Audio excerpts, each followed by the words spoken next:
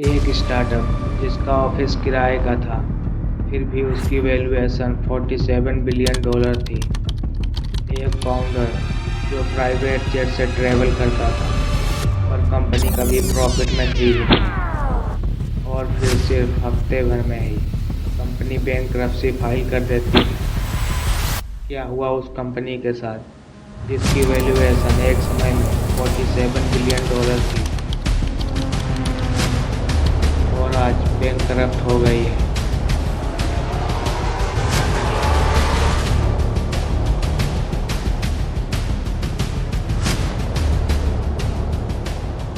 ये कहानी है वीवर्क की। शुरू से शुरू करते हैं। वीवर्क के फाउंडर एडम न्यूमैन का जन्म इजराइल में 1979 में हुआ।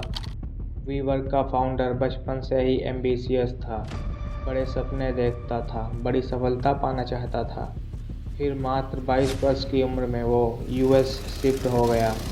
वहाँ उसने मल्टीपल छोटे बिजनेस ट्राई किए, पर हर बिजनेस में फेल रहा। फिर उसकी मुलाकात मिगेल मैककेलवी से होती है, जो बाद में उसका अच्छा दोस्त बना। दोनों ने मिलकर 2008 में एक small eco friendly office space concept start किया, ग्रीन डेस्क। ये आइडिया चला, उन्होंने इसे बेच दिया और वहीं से जन्म हुआ वीवर्क का। वीवर्क को एडम न्यूमैन और मिगेल मैककेलवी ने मिलकर 2010 में न्यूयॉर्क में शुरू किया। आइडिया सिंपल था, लार्ज ऑफिस स्केल बनाओ और छोटे स्टार्टअप को डेस्क रेंट पे दो, कम्युनिटी बिल्ड करो। लेकिन एडम ने इसे नॉर्मल बिजनेस ऑफिस नहीं बोला। उसने कहा, we are not renting office space, we are changing how people work. ये मार्केटिंग करने का जीनियस तरीका था। वीवर्क ने दुनिया भर में अपने पैर पसारना शुरू किया, 100+ सिटीज़ में, 800+ लोकेशंस, हजारों एम्प्लॉयज़। और एक प्रॉब्लम थी, कंपनी प्रॉफिट नहीं कर रही थी, लॉस बढ़ते जा रहे थे और कंपनी की वैल्यूएशन भी बढ़ रही थी, क्योंकि एडम की स्टोरी पर लोगों को विश्वास था।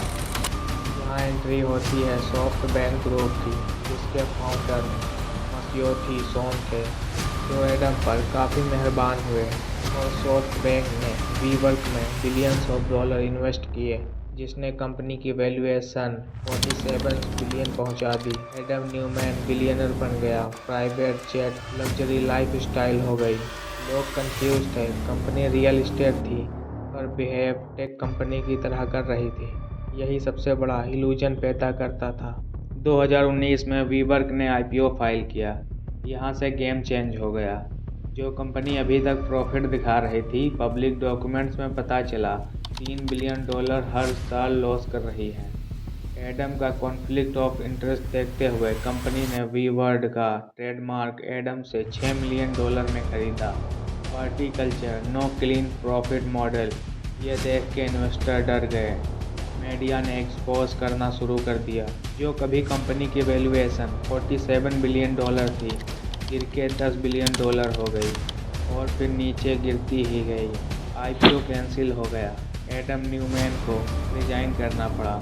एडम ने कंपनी से पर्सनली लोन उठाए, अपनी प्रॉपर्टीज वीवर्क को रेंट पर दी और बोर्ड को कंट्रोल किया। प्रेशर बढ़ा। फाइनली 2019 में एडम ने सीईओ पोजीशन छोड़ दी।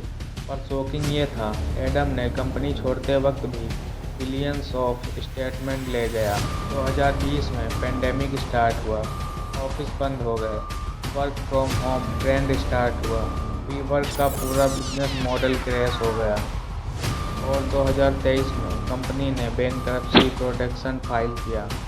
एक टाइम $47 बिलियन और फिर बैंकरप्ट। ये सिर्फ एक कंपनी की कहानी नहीं थी, startup hype culture, fake bubble vision और रियलिटी थी। आज भी डिबेट चल रही है कि एडम न्यूमैन कंपनी का विलन था या सिस्टम की ही कमी थी। हर स्टार्टअप जो यूनिकॉर्न बनना चाहता है, वो सक्सेसफुल हो जरूरी नहीं।